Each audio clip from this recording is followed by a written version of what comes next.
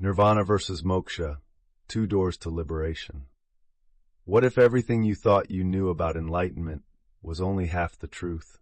What if silence had two faces? One, the end of all becoming, the other, the awakening to eternal being. The ancient mystics spoke of two final freedoms, Nirvana and Moksha, both luminous, both transcendent, but not the same. To understand their difference is to pierce the veil of illusion and stand at the very edge of the cosmic map. This is not philosophy. This is the geometry of the soul's return. Let us walk together into the fire and beyond it. Section 1. What is Nirvana? Nirvana is a word that haunts the spiritual world with silence. From the Sanskrit nir, meaning out, and vana, from va, meaning to blow.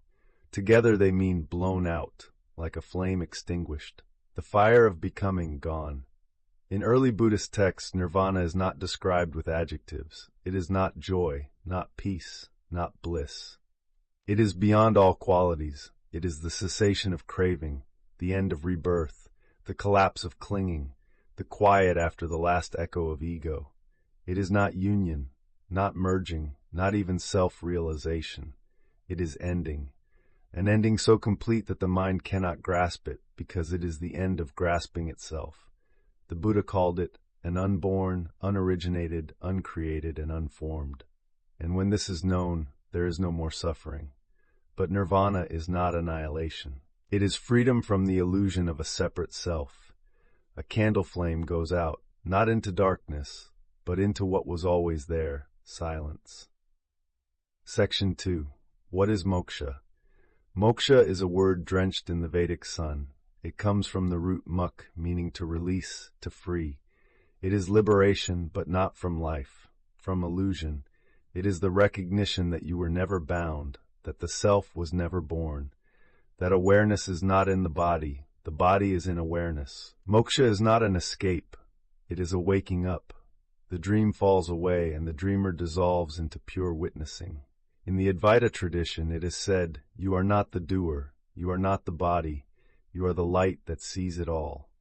When the I that clings to identity fades, what remains is not absence, but radiance.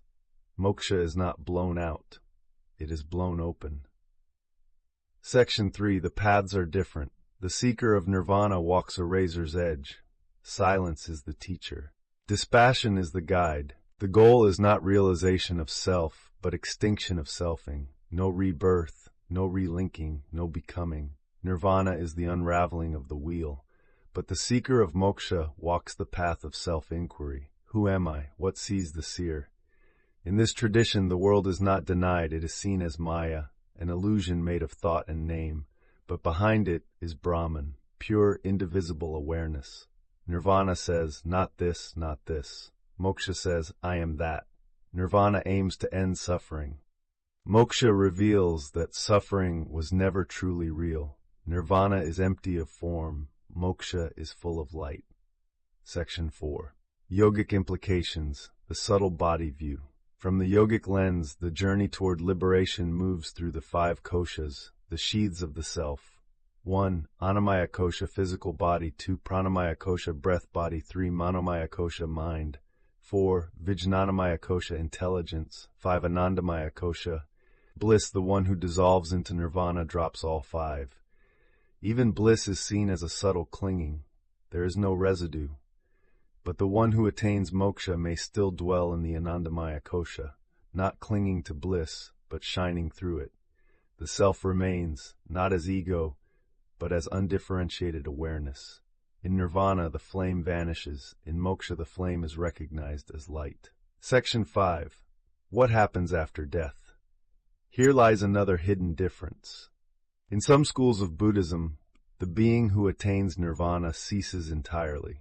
There is no after, no merging, no dwelling in some celestial plane. It is not heaven, it is not reunion, it is cessation. But in Vedanta, moksha brings the realization that there was never a separate soul to begin with. Upon death, there is no return, not because one disappears, but because one was never born. There is only the all, not nothingness, but the shining, eternal presence.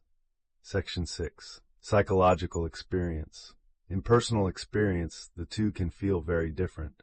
Nirvana may bring a vast, cool, detached stillness, all thoughts burned away, no identity, no clinging. Moksha often comes with a flood of recognition. I have always been free. There is joy not of the senses, but of the self remembering itself. Some report nirvana as an absence, a sweet, liberating blankness. Others speak of moksha as presence, infinite, silent, aware, and unshakable. Neither is lesser.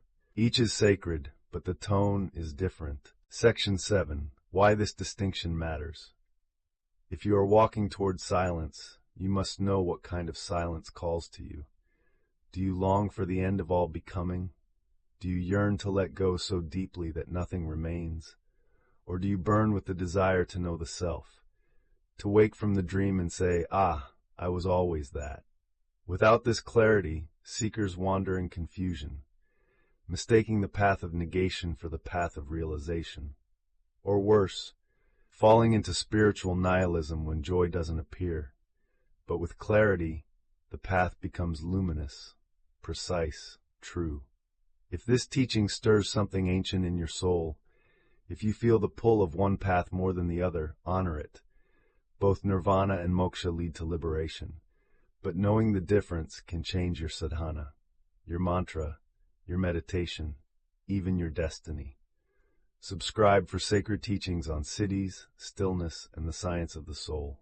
And if you long for guidance tailored to your own soul's birth, I invite you to receive a personalized mantra and Vedic birth name. The doorway awaits. May your flame either vanish or shine forever. But may you be free.